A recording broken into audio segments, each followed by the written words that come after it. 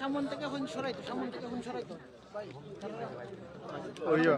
বিসমিল্লাহির রহমানির রহিম।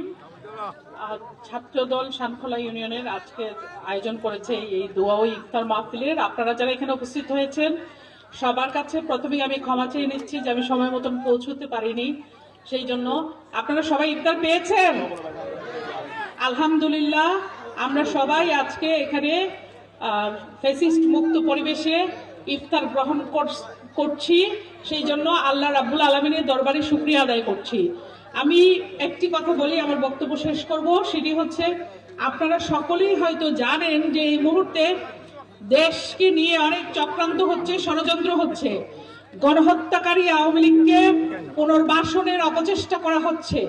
আমাদের সকলকে, আমাদের নেতা বিএনপির ভারপ্রাপ্ত চেয়ারম্যান জনাব তারেক রহমানের নেতৃত্বে ঐক্যবদ্ধ থাকতে হবে। কোনো গণহত্যাকারীকে পুনর্বাসন করতে দেওয়া যাবে না। যেই দল গণহত্যা করেছে, মানুষের রক্তে হুলি খেলেছে, সেই দলকে বিচারের কাঠগড়ায় দাঁড় করাতেই হবে। সেই জন্য আমরা সকলে আমাদের নেতা তারেক রহমানের নেতৃত্বে ঐক্যবদ্ধ থাকব এবং খুনি হাসিনা যে বাংলাদেশের মানুষের ভোটাধিকার হরণ করেছিল, সেই ভোটাধিকার পুনঃ প্রতিষ্ঠা করে আমরা সকলে ঘরে ফিরে যাব ইনশাআল্লাহ। সেই পর্যন্ত সকলে ভালো থাকবেন, সুস্থ থাকবেন ইনশাআল্লাহ। আমরা আমাদের যেই কর্মসূচি আমাদের নেতা ঘোষণা করবেন, সেই কর্মসূচি আমরা বাস্তবায়ন করব এবং বাংলাদেশে গণতন্ত্র প্রতিষ্ঠা করব।